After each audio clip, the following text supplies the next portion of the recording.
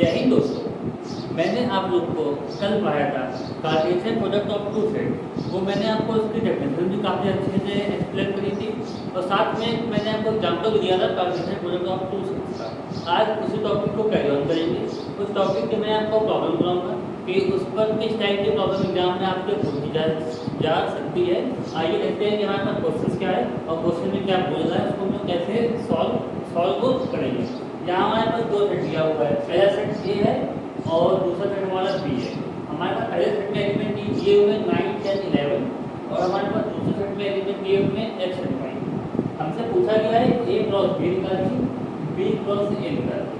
जैसा कि मैंने आपको लास्ट टाइम पे काफ़ी अच्छे से एग्जाम्पल देकर समझा भी दिया था कि a क्रॉस b और b क्रॉस से आपस में इक्वल नहीं होते हैं। शायद आप लोगों को भूल भी गए होंगे, अगर भूल गए होंगे तो आप वापस वो वीडियो जाके वापस से उसको देख लीजिए तो आपको अच्छे से ध्यान आ जाएगा। और जो फिर a क्रॉस b और b क्रॉस से निकालते हैं, लास्ट मिनट पे मैंने आपको a क्रॉस b निकालने का मेथड तो बताया था, लेकिन b क्रॉस a का जो मेथड था वो थोड़ा लेटी जाएगा, तो उसमें आपको थोड़ा सोचना पड़ता। लेकिन आज मैं आपको b क्रॉस a निकालने का थोड़ा परफेक्ट मेथड बताऊंगा, जिससे कि आप इजीली b क्रॉस से निकाल लेंगे। आइए सबसे पहले देखते हैं कि a क्रॉस b कैसे निकालते हैं। जब हम बात करते हैं a क्रॉस b की, तो दो सेट हमारे a के एलिमेंट, तो उनको हम लोग लिखते हैं पहले। सेट a के हमने एलिमेंट लिखे 9 और सेट a के एलिमेंट का b के साथ पेयर हम लोग ये बनाएंगे b के एलिमेंट के साथ।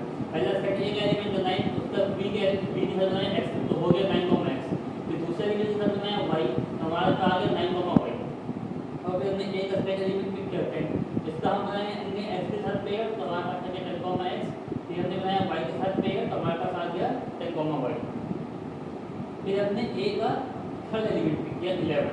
अब इसका भी हम लोग बाकी तो जैसे b के सभी एलिमेंट के साथ पेयर बना लेंगे, तो हमने पेयर बनाया 11 का, तो आ गया 11, x एंड 11, y। ये तो हमारा a क्रॉस b हो गया। ये मैंने आपको लास्ट मिनट पे निकालना भी सिखाया था। अभी तो मैंने रिवीजन के लिए कि आपकी प्रैक्टिस हो जाए, मैंने आपको एक क्वेश्चन और इस पर करा दिया, इससे कि आपको पहले वाले क्वेश्चन में कोई डाउट हुआ हो तो आपको ये वाले क्वेश्चन में अच्छे से क्लियर हो जाएगा। ठीक है, आइए बात आती है b क्रॉस a की। जब मैं आपको लास्ट टाइम पर निकालना सिखा रहा था, तो मैंने ये कहा था कि आप b के एलिमेंट को पहले रखिए, फिर b के एलिमेंट का सब एक सभी एलिमेंट के साथ पेयर बनाइए, just like a cross b। लेकिन अब मैं आपको थोड़ा शॉर्टकट इसमें बताऊंगा इसको जल्दी से कैसे कर सकते हैं पूरी वर्किंग किए बिना। आपने a क्रॉस b तो निकाल दिया बहुत है मैट्रिक्स से। अब जब बात आती है b क्रॉस a की, तो आपको पढ़ना ये कि a क्रॉस b के जितने भी एलिमेंट हैं पेयर फॉर्म में, ऑर्डर पेयर फॉर्म में, आप लोग उनका जो मतलब ऑर्डर है ये आप लोग अपोजिट कर दीजिए। जैसे कि यहाँ पे है 9, x, तो इसका अपोजिट करके लिख दीजिए x, 9, जैसे याद है। और यहाँ पे 9, y, तो इसको आप लोग इसका ऑर्डर का अपोजिट करके मतलब y को पहले लिखिए और 9 को बाद में लिखिए, तो हमारे पास आ गया y, 9। ऐसे आप लोग 10, x को भी लिखते हैं, x, 10, 10, y, 11, x, 11, y। ऐसे हमने इस ऑर्डर का चेंज करके लिख लिया। मीन्स 11, y को y पहले लिखते, 11 बाद में लिखते, हमारा आ गया y, 11। ऐसे हमने सारे एलिमेंट हमने जब लिख लिए तो हमारा b क्रॉस आ गया। तो इस टाइप से आपने ये देखा होगा कि आपको a क्रॉस b निकालने में थोड़ा समय लगा, मतलब सबका चेक करना पड़ा। लेकिन जब आपने a क्रॉस b निकाल लिया तो उससे आपने इजीली b क्रॉस a भी निकाल दिया, तो आपने a क्रॉस b के सभी एलिमेंट का ऑर्डर होगा आपने अपोजिट करके आपने इजीली उससे b क्रॉस a भी निकाल लिया। आई होप आपको ये क्वेश्चन अच्छे से समझ में आ गया होगा।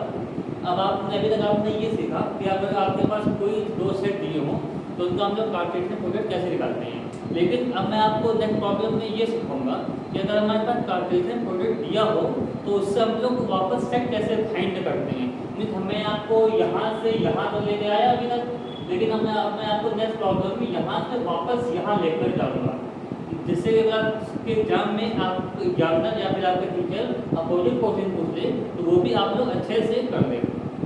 ये हमारे पास नेक्स्ट प्रॉब्लम है, इसको मैं आपको सीधे प्रॉब्लम से ही समझाऊंगा कि आपको अच्छे से समझ आ जाएगा, क्योंकि इसकी जो डेफिनेशन होती है थोड़ी होती है, ज़्यादा मायने नहीं है, इतनी ज़्यादा इंपॉर्टेंट नहीं है, मेरे क्वेश्चन नहीं आएंगे इसकी।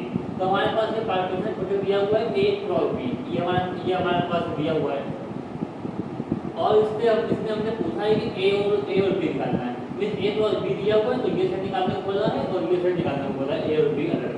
तो सबसे पहले हमें करना ये है कि जो इसके फर्स्ट एलिमेंट है आप लोग उसको ऑब्जर्व करिए।